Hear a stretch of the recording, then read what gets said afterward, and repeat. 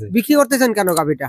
গাভীটা বিক্রি করতেছি আমার একটু জমি কেনার জন্য টাকা দরকার হয়েছে, ওই জন্য বিক্রি করতেছি। গাভীটা কি আপনার বাসা দিয়ে ছিল না কেনা ছিল? না, আমার বাড়ির পালের বাচ্চা ছিল, পুষে মনে করেন যে এত বড় হয় বাচ্চা। আগের দিন দুধ পাইছেন কতটুক? 18 কেজি 20 কেজি। 18-20 কেজি। এই গাভীটা সব রকমের তো ভ্যাকসিন দিচ্ছেন? হ্যাঁ, সব রকমের ভ্যাকসিন খাওয়াইছেন কি কি? খেয়ার, কাঁচা ঘাস, খোল, ভুসি, খেসারি ডাউল ইত্যাদি। সম্মানিত দর্শক, আসসালামু আলাইকুম। 10 জানুয়ারি রোজ শুক্রবার, জুম্মা মুবারক। দর্শক, আজকে একটা গাভী ক্রয় করলাম, যে একবার যে প্রান্তিক খামার থেকে, সেটা আবারও একটা ভিডিও বানাচ্ছে রবি ডেইরি ফার্ম। দেখেন এবং আমরা কিভাবে ক্রয় করছি এবং কত আমার বাসা থেকে মোটামুটি 4 থেকে 5 কিলো ফাঁকে আমি গাভীটা ক্রয় করছি। আসসালামু আলাইকুম ভাই। ওয়ালাইকুম আসসালাম। বড় ভাই ভালো আছেন? হ্যাঁ, বড় ভালো আছি। এই যে গাভীটা বিক্রি করতেছেন, কয় নাম্বার বিয়ান? 2 নাম্বার বিয়ান না কত? এটা মনে করেন যে 3 নম্বর বিয়ান দিবি। 3 নাম্বার বিয়ান। দুইটা দিচ্ছে আগে, এটা 3 নাম্বার দিবি। আচ্ছা, 3 নাম্বার দিবি। আগের বিয়ান দুধ পাইছেন কতটুক? 18 কেজি 20 কেজি। 18-20 কেজি। এই গাভীটা সব রকমের তো ভ্যাকসিন দিচ্ছেন? হ্যাঁ, সব রকমের ভ্যাকসিন দেওয়া আছে। বিক্রি করতেছেন কেন গাভীটা?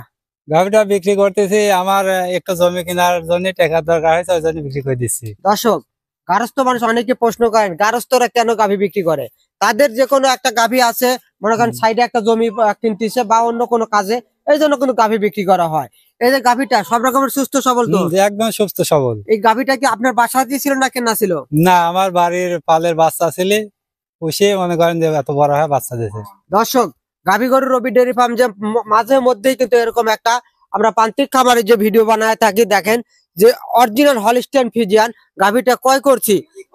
এই গাভীটা থেকে 18 থেকে 20 কেজি ভাই দুধ দহন করছে। খাওয়াইছেন কি কি? খেয়ার, কাঁচা ঘাস, খোল, ভুসি, খেসারি ডাউল ইত্যাদি।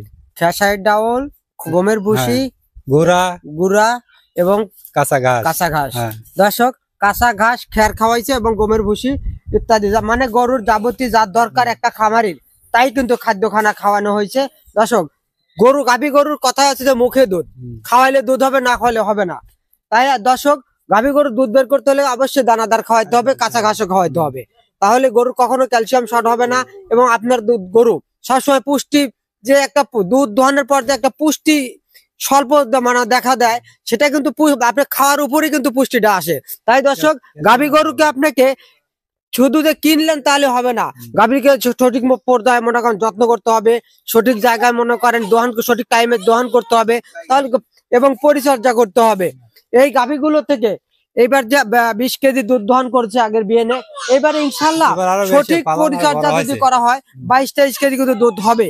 এবং এই গাভীটা অরিজিনাল কিন্তু একটা হলিস্টিয়ান ফ্রিজিয়ান। দর্শক, এবং রবি ডেইরি ফার্ম কিন্তু সবসময় প্রান্তিক খামার থেকে কিন্তু গাভীগুলো ক্রয় করে থাকে, এই বিবরণটা কিন্তু মাঝে মধ্যে দিয়ে থাকে দর্শক।